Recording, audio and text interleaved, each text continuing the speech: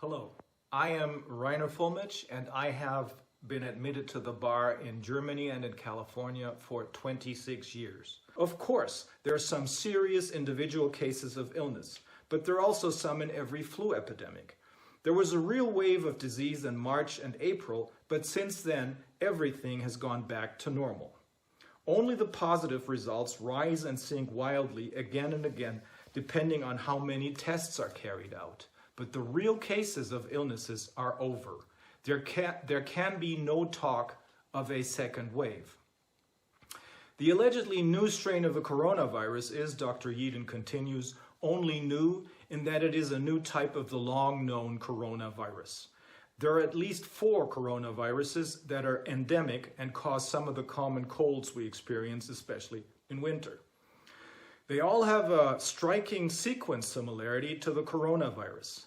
And because the human immune system recognizes the similarity to the virus that has now allegedly been newly discovered, a T-cell immunity has long existed in this respect. 30% of the population had this before the allegedly new virus even appeared. Therefore, it is sufficient for the so-called herd immunity that 15 to 25% of the population are infected with the allegedly new coronavirus to stop the further spread of the virus. And this has long been the case.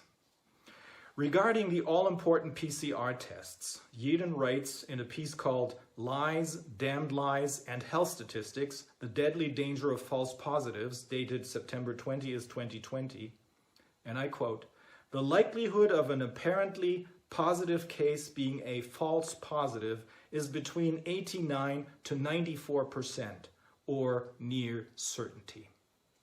Dr. Yeadon, in agreement with the professors of immunology Kemmerer from Germany, Capel from the Netherlands, and Cahill from Ireland, as well as the microbiologist Dr. Arve from Austria, all of whom testified before the German Corona Committee, explicitly points out that a positive test does not mean that an intact virus has been found.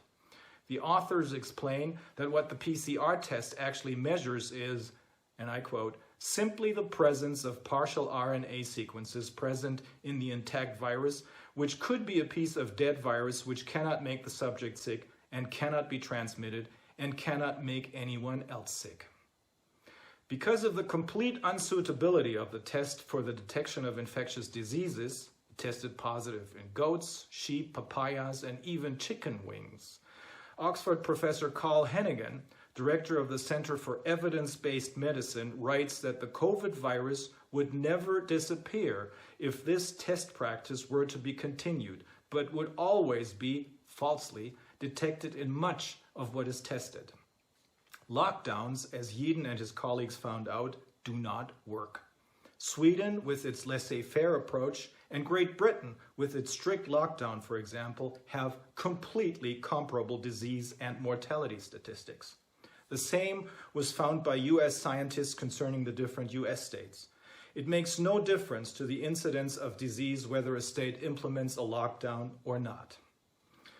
With regard to the now infamous Imperial College of London's Professor Neil Ferguson and his completely false computer models warning of millions of deaths, he says that, and I quote, "No serious scientist gives any validity to Ferguson's model."